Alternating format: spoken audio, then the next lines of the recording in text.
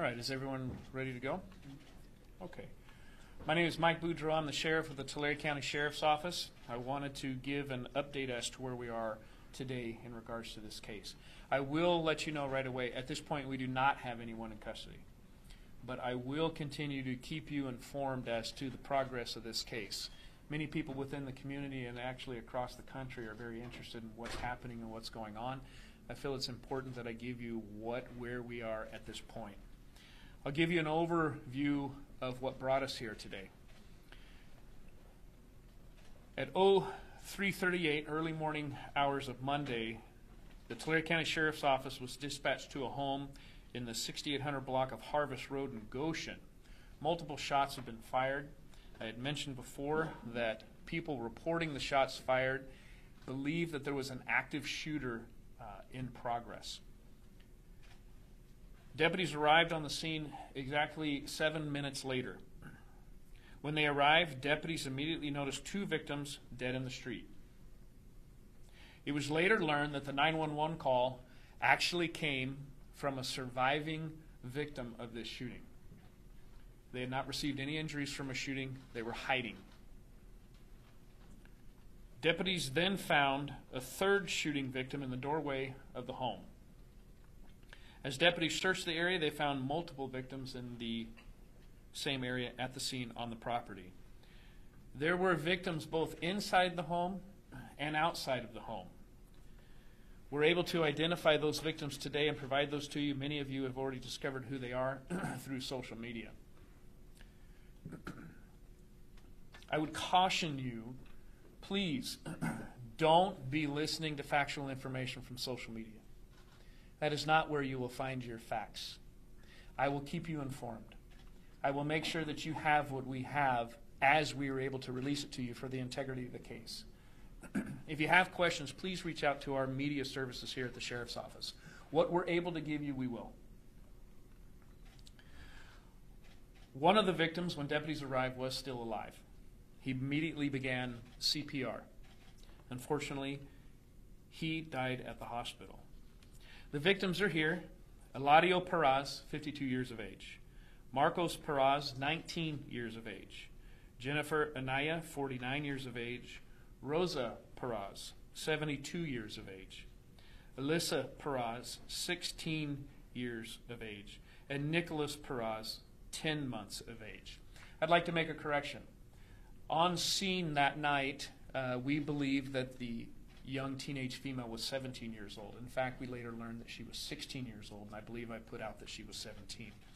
We also believed at the time that the infant was 6 months old. We later learned that it was 10 months old. So I want to make that correction for all of you today. She was 16, and the small infant was 10 months old. She was found, along with the infant, laying next to her mother, his mother, down the street. We believe that the 16-year-old teenage mother and her small infant actually was fleeing and running from the scene. What we have since learned through forensics, that it was clear that the shooters stood over the top of the 16-year-old mother and fired rounds into her head. The 10-month-old infant also suffered from the same attack. None of this was by accident. It was deliberate,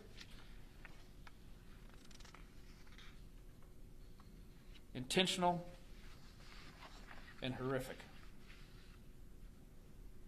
I will tell you this. We do know of 3 surviving victims from this, what we're describing as a massacre.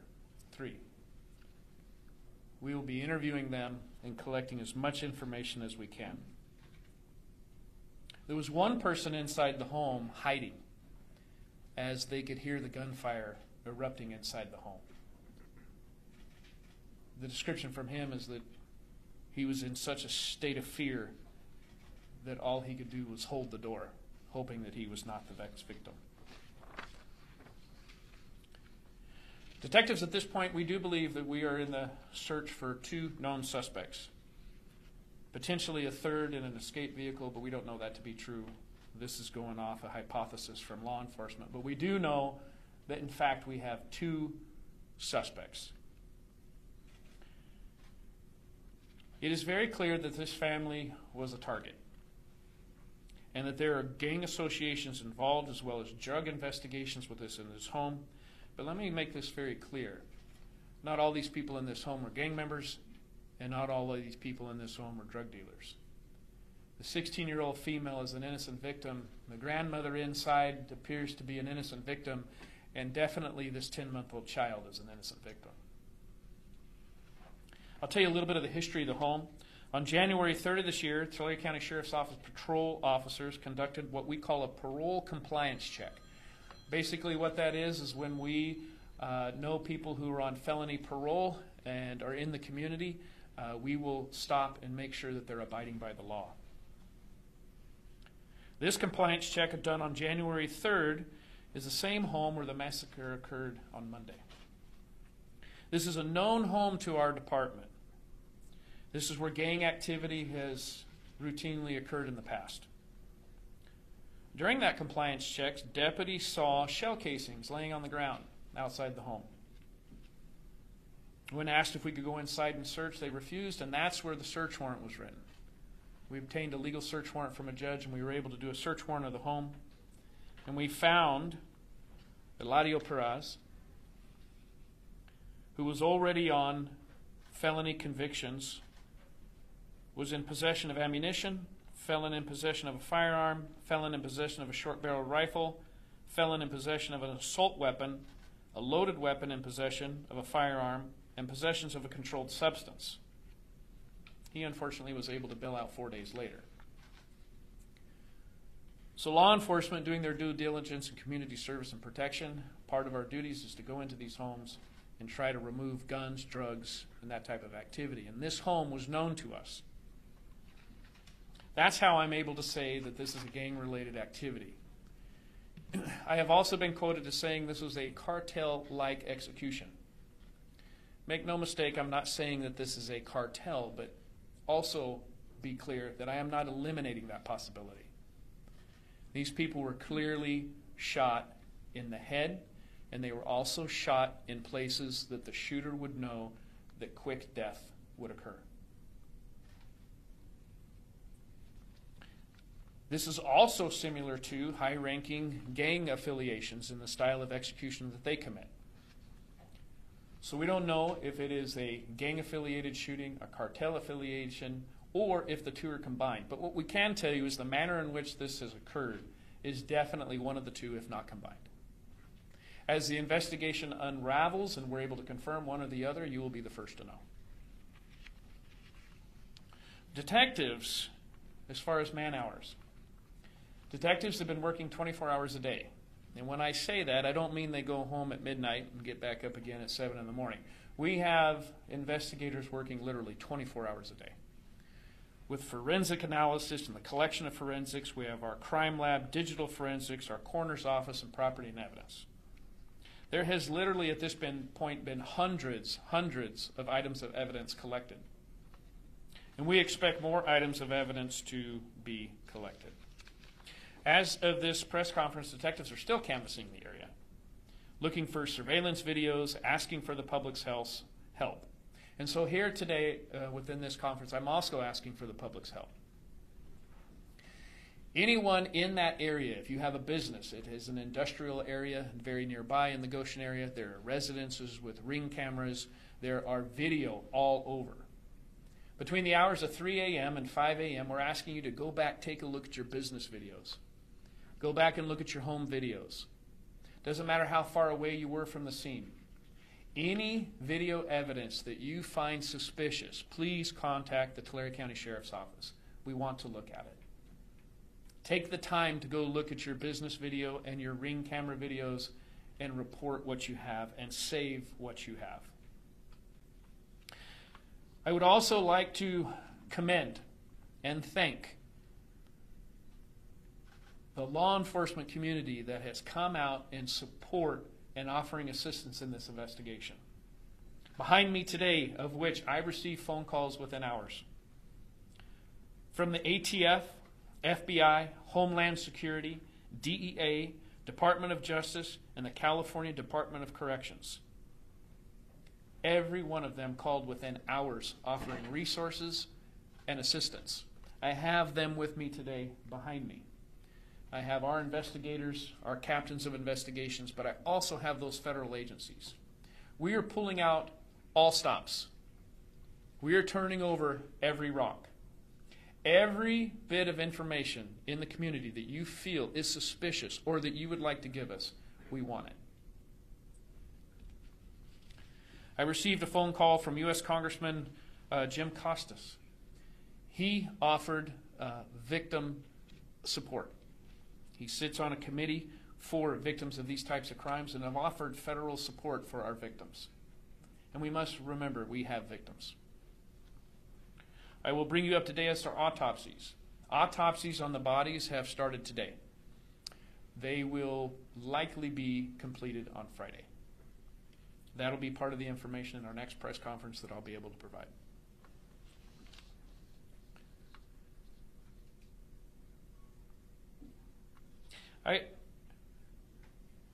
I want to introduce Joshua Jackson, Special Agent in charge with the ATF, and he will speak about our $10,000 reward that we are now offering. Thank you, Sheriff. Hey, good afternoon. My name is Joshua Jackson. I'm the Acting Special Agent in charge for the San Francisco Field Division ATF.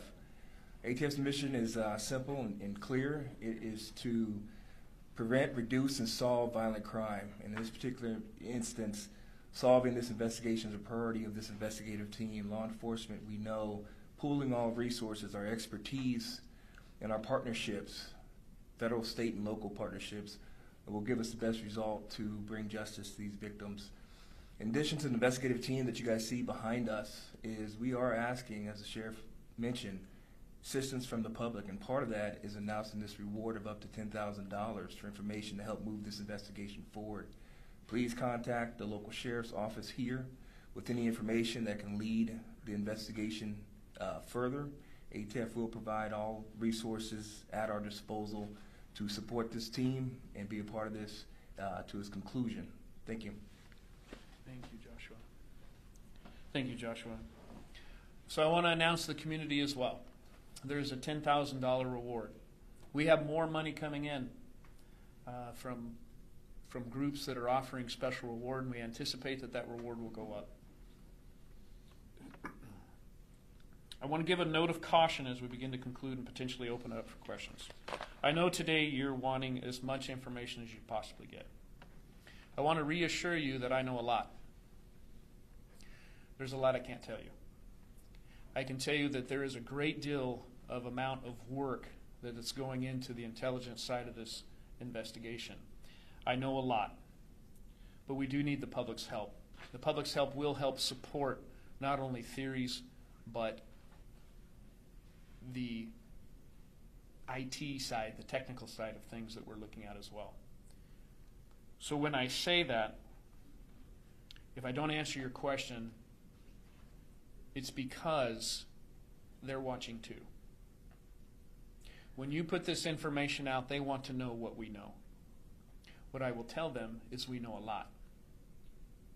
We anticipate that there will be arrests. When that occurs, I can't say that that happens in a week's time or even a month's time. But what I can tell you is that we will be slow, methodical, accurate, precise, and that we will make sure that when we make these arrests, that this investigation for the victims, these people will be held to justice.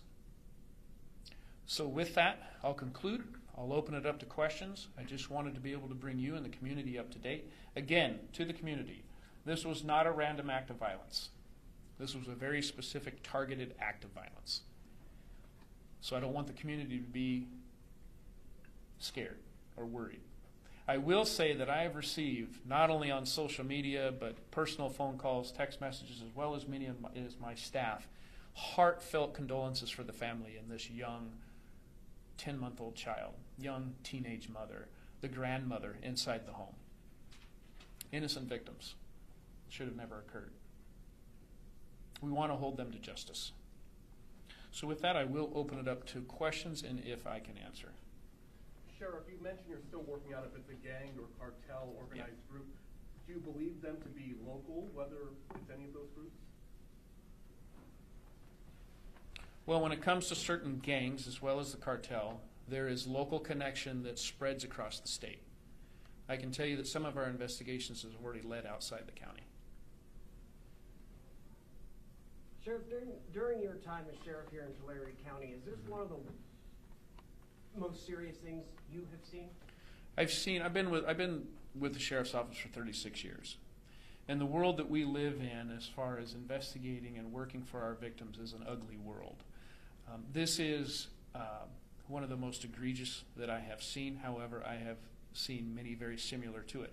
What I have not seen is the very apparent murder of a 10-month-old child for no reason.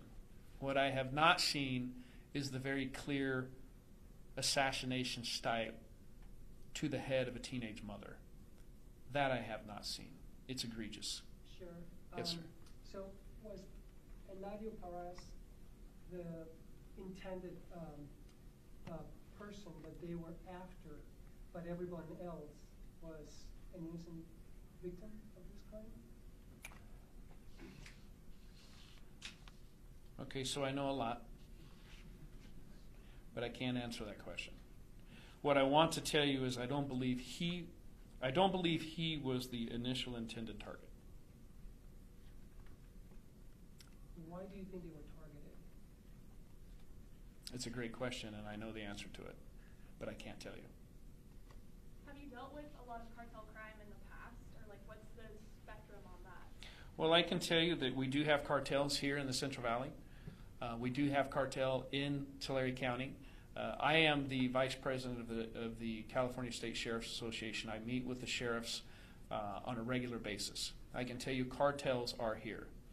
They are here for multiple reasons.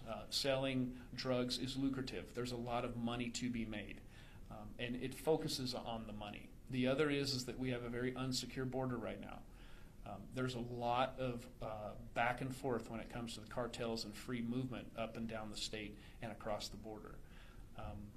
We have intelligence on cartels as well as gangs and drug trafficking organizations and the like. Most of those crisscross each other many times. But be very clear, I'm not identifying or pointing a finger at any one cartel. I'm not. I'm saying that what took place is very much like what we've seen in the past when it comes to an execution by cartel. Are you able to tell us the relationship between everybody on the board here, all the victims? We can. I just received a briefing, but I think it might be better served. Lieutenant, are you able to give the relation of all those on the board? Yeah. I can, yeah. Pardon. I'm comfortable, we are comfortable telling you that the victims on this board are immediate family to each other. That's what I'm comfortable releasing now. Okay. So I think what they're referring to, grandmother. Yes. Rosa is the grandmother. Lisa is the grandchild to someone who survived at the scene. This is another grandchild, I believe, of someone at the scene. This is a girlfriend very close to one of the survivors. Nicholas is Alyssa's young son. So I hope that helps. What about the survivors? Sheriff, what can you share with us about them? What can you tell us about what their experience was? How are they going to be able to help you in your investigation? Yeah, that's a great question. One of them, as I indicated, he could hear the shots being fired up and down the hallway. He put his feet up against the door and laid flat as he could, hoping no one would come in. He actually describes them rattling the doorknob to see if they could get in, and then they moved on, leaving him inside. The two others were hiding in a nearby trailer where one of the victims was shot in the threshold of the trailer door. Fortunately, the two suspects in this case never entered that trailer, and they remain hidden inside the trailer. So we have 3 surviving victims who are providing a great deal of information. So last time that you were in this residence, did you say some drugs or weapons, or is that something that you found in this house in the past? We have. In the past, we have found methamphetamine, marijuana, and automatic weapons. Do you have a description of the people that you're looking for that were involved in this homicide? I do not. Not at all. Not a description of a car. None whatsoever. I know certain things that I'm not able to release right now. I will tell you, there's many of the questions that you're asking they're great questions. They really are. And it's things as we move along, I'll be able to come back at the next press conference or the one following. Hopefully I can answer them with more detail. I will tell you that the gentleman behind me, as well as many of my administrative staff, we have been in briefings on this case, and there's a lot that we know. But again, let me just reiterate, I have to be very careful and cautious because they're watching what's happening today as well. With that, is there any way to tell the connection between the suspects and the victim? As far as a relationship, or as far as... Yes, like how you know that they're suspects. Well, I can tell you that there's been certain things turned over to us that bring us to that conclusion. They knew each other. The suspects knew. I don't think they did. Okay. Goshen, being a population of just 3,000 people, would you say that this is shocking for it to happen there? It's shocking for the nation. Not only is it shocking for a small farming community of something like this to take place, it's shocking to our county, it's shocking to the state, and I have to tell you, I'm receiving phone calls from all across the country. Fellow law enforcement, people just of concern. It's shocking. It's shocking that we live in a community where this type of danger exists. We realize that there was wrongdoings going on at that home. That's what we do as good cops. We investigate those types of things. But there's also innocent victims here as a result of that type of behavior. And going in and massacring an entire family goes above and beyond. This is why I continue to focus back on a high-level gang-style execution and or cartel execution, because this is not the normal. Not the normal for us in this county anyway, and arguably not the normal for the state of California. Was the 10-month-old child in foster care and on a visit with the mother? Oh, that I don't know. That's a great question. If you have that, I don't know that. All I know is that it, in fact, is her child. She was laying next to that child, both of them with gunshot wounds to the head when we arrived. And do you think that this shooting was mapped out of the residents? Because it happened fairly quickly for your deputies to arrive within 7 minutes. And exactly my point. Much of what we're going over, much of our SWAT team is very much involved as well. This is methodical, well planned out, tactical, executed quickly. So from the time of the phone call until we arrived was a very short amount of time. And by then they were long gone. So what they did to plan it out, I can't say. We haven't talked to them. I plan on speaking with them. And we'll see exactly how that was done. Again, and it's important, anyone with video surveillance or video cameras, ringtones, anything within the community, it's going to help us tie together a timeline as well as the manner in which we believe it happened. Sheriff, you have federal authorities working with you. What kind of assistance are they providing for you in this investigation? Well, there's a lot the federal resources can provide when it comes to intelligence gathering. That they're doing, I've been asked to hold, not to provide or turn over. And there's a reason for it. The reason is, again and again and again, we don't want future evidence to be destroyed because they know from this press conference what we're looking for. And how sure are you that you will capture the suspects in this case? Well, no one in life can be 100% sure of anything. My hopes are that we capture them. I have high hopes. I have high hopes with what I've been briefed on so far and what I've seen, the amount of energy and effort that's going into these cases when it comes to our local investigators within the agency themselves, as well as our federal counterparts that have sat with our teams putting together a good quality case. I'm very confident that we will result in an arrest. The timeline on that, no one can tell. I don't want to rush anything. We want to go slow, as I indicated before, methodical, and make sure that we do the right thing.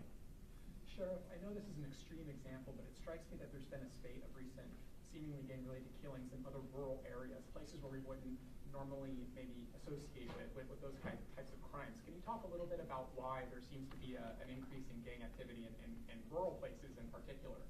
Well, I think what we're starting to see, if we want to go deep into it, what we're starting to see is that gangs have existed for many, many years in California through our state correctional system, evolving into the community. It's all surrounding geographical ownership as well as being able to make money, whether that's through prostitution, whether that's through extortion, whether that's through drug dealing or gun arms dealing. Any way that you can make money through criminal means, they're going to do it. What we've seen is that, you know, gangs don't typically want to be identified by law enforcement, and so they'll live quietly and peacefully within a quiet community, never being noticed by anyone who's living around them until something tragic occurs. When something tragic occurs, everyone says, where did this gang come from? Well, they've infiltrated a community and live there making money under the protection of living out in the open. And so we're starting to find a lot of that in California. Also, I would have to reiterate is that, you know, California has taken a very soft on crime approach. We have to begin holding people accountable for violent crimes. People who use guns who are criminals need to be held accountable for using guns and being criminals. For those who are drug dealing up and down the state of California, providing narcotics to our children, providing narcotics in our communities, providing an unsafe environment for those in a community, we have to take a very strong approach when it comes to our justice program. We need to make sure that we're holding people. To the state of California, we need to hold people. We need to take a look at what we've done with our criminal justice system and begin putting people back in prison for these types of activities. Are you worried the suspects could be either out of the state already or in another country? I can only surmise. If it was me, I wouldn't be anywhere near here. But then again, to your point earlier, maybe the best hiding place is right where you think we're not going to look. So we're going to look under every rock, whether it's into Mexico or into Canada or across the country. That's why our federal counterparts are here. You know, it's going to be far-reaching the long arm of the law. If you left our county, that's good, but you're going to be back. You're going to be back sitting in a jail cell awaiting justice. So that's a great question. But law enforcement and partnership over the years have learned to collaborate and work together. You know, much like the recent Idaho shooting, as you saw, he traveled all the way across the country, but law enforcement worked in partnership to get that man in custody. It didn't matter how far he went, and we were going to treat it as the same. Sheriff, the father of the baby, he's one of the survivors? I'm sorry? The father of the baby, he's one of the survivors or no? Do you guys talk with the father? I don't know who the father is. I wasn't briefed on that today. I'm sure investigators are aware of it, but I'm not sure who the father is. I'll find out for you, so don't leave today until you find out. Yes? Is there welfare services involved? As far as what? With her and the child? There could be. Our focus of attention right now is not that. Our focus of attention right now is catching mass murders. If it comes to welfare services or what was involved with that child as to services, I would divert that question to welfare services. I don't know that. Sorry, what other counties are you working with right now? I can tell you that Donnie Youngblood, Kern County, reached out to me, offering up assistance. I had San Benito County Sheriff's Office reach out to me, wanting to see if they could send gang investigators down. I received phone calls from law enforcement and sheriffs all over the state of California saying, you know, because I know them, as well, not just because I know them, but it's law enforcement trying to do the right thing. If we need more people, I can make a phone call tomorrow and have a bunch of people here. But I'm very confident in my staff and what they're doing. They're very skilled and veteran investigators. They've collected a lot of information over the last few hours, partnering with our federal counterparts who are equally as talented in the fields that they are in. I'm very confident in who we have and what we're doing with this agency. And in the need that I do have to reach out and do some more, we will. I can tell you that I'm reaching out to other sheriffs for the potential of intelligence gathering and or potential arrests in the future. So we'll see. Have you contacted Border Patrol already? Two things. I'll come back to you, sir. Border Patrol, we have not reached out to them, as I understand, but we do have our federal counterparts who have connections with the Marshal's Office, as I was briefed this morning, that will be monitoring both borders, Canada as well as Mexico. Sir, your question in the back? Yes, do you have someone that can give some information in Spanish? We do. We talked about that earlier. We'll have a Spanish speaker, Captain Torres. He'll be able to give you some information if it's a little easier for you in translation into your audience. Yes, of course. Sheriff, we've been walking around Goshen a little while the past 2 days, and a lot of the neighbors random act that you believe that this family is targeted, but a lot of the people in that neighborhood, they're pretty scared right now. So do you have a message for them? And I would be, if it was me, you know, if I'm in my home and my neighbors were just massacred in a slaughter, I would be scared too. I'd be locking my windows and locking my doors. But this is what I will tell you. This was, I'm confident, factual, that they were targeted for a reason, some of which I can't share. They were not there to hurt anyone else in the community. But be vigilant. Be aware of your surroundings. Call us if you need us, we'll be there. I can tell you that we're working with the Visalia Unified School District today. Our school resources officers went out to the local elementary schools to help with that school district, just to meet with the children, to give them a sense of peace, to give them an understanding that law enforcement is here for you. And so the superintendent of that school, Visalia Unified, reached out to me last night, and we were very happy to work in partnership with the school resource officers going out and speaking with our children. So again, another really great question. I would say that you are going to be scared, but make sure that you understand there is resources for you. If you have something suspicious, call us. We're there. We're your law enforcement. Dial 911 if you need to. We're on our way. We are we have patrol in those areas as that's the area responsible for the sheriff's office. That's my responsibility, and we want to provide public safety. And if there was any more to it, I would let the public know. If there was a need for you to leave the area or hunker down and just sit in your living room, I would tell you. That's not the case. If it was the case where don't be out late at night, it's not the case. I can tell you factually that this was specifically targeted. What message would you have for somebody that sees this today and maybe they have information but they're scared? And I would say that I completely understand that. Holding on to information that you have, you would feel maybe you may be a target. What I want to explain to you is that we have anonymous tip lines. We have anonymous text tip lines, and we'll provide those for you through our media team. They'll make sure that you have them. You can call anonymously and never give us your name. No one will ever know who you are. But that little bit of information that you do give may very well be the tipping point for a case. I understand the community being scared. When this occurred, and my undersheriff gave me a phone call, it was 3:30, 4 o'clock in the morning. It's not our norm, and I understand the community's fear of what just occurred. Time does heal all wounds. Let's give it some time, but in the interim, understand, we are there for you. We are there for our community. And we have put a little extra patrol so that they can see our patrol officers out there to give them more comfort. Yeah, great question. Sorry, as far as the survivors go, are they in any danger? Well, I don't want to say no. I mean, this was definitely a specific targeted massacre. I don't know how else to put it other than massacre. I mean, multiple deaths at close range. We have offered support. We have offered security if need be. The family's refusing that at this point. So for me to speak on their behalf would be very difficult. But I would always be vigilant of your surroundings, especially after something like this. A lot of these incidents, they tend to have some sort of retaliation. Is there anything the sheriff's office is doing to possibly stop that? That's another great question, but I will tell you that I don't believe that it's a retaliatory situation. My last question, Sheriff. Sure. You paused a bit when you were describing the horrific scene there. I can imagine a lot of people are shocked all over the country, all over the state. How are the deputies doing who got there?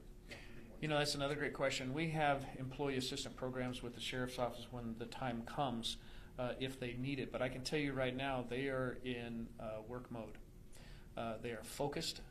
They are doing what they're trained to do. They're professionals. They're working very, very hard. I see it. I can tell you that many of those officers that are out there on scene, I see a couple here, I get chills because they're fathers. They're fathers, they're brothers, they're dads, they have grandmas. And so when we go out to these things as a human being, you can't help but be impacted by what you're seeing. But what I can tell you is that when I arrived on scene, I was receiving detailed information and briefings because they rolled right into the professionals that they are. And they will continue to be professionals, working hard each and every day. until we have people in custody for this crime. Great question. Thank you very much. Yes. So you probably remember this. In 1995, we had a shooting in Tulare at Monto's place, and 5 people were killed that day. Has anything of this nature happened since then in between? Just most significant since then? I'm having the hardest time remembering anything of this nature with this many people at once in a long time. Any of my staff recall anything more? That was 2, wasn't it? It was 4 on the reservation. Okay, yeah, I do remember that now. We did have a case on the Indian reservation. I think there was 4. They're indicating that there was 4 people. I do remember that case, but this one carries a little bit different twist, and I'm going to tell you why. I know for a fact that this young lady was running for her life, and I know for a fact that there was no reason to kill her, but they did. I know for a fact that this 6-month-old baby was relying on the comfort. 10-month-old baby was relying on the comfort of her mother, his mother. There was no reason to execute that baby, and they did it. Somehow we wrap our minds around the fact that gang members killing gang members is a bad thing, and we investigate those to the full extent of the law. But we have a grandmother that was shot and killed while she was sleeping in her bed. We have a 16-year-old female trying to protect her infant. So it carries a different feel, in my opinion. But yes, it's tragic, and haven't seen anything like this in years. Yes. Okay, so with that, I think we'll conclude. I just wanted to bring you in here today to let you know we have rewards that we're putting out for anyone. Can you please reiterate in your broadcast as you're editing or however that you put it together that we are asking for the public's help when it comes to video and any surveillance that they may have on their buildings or on their homes between the hours of 3 a.m. and 5 a.m. or maybe even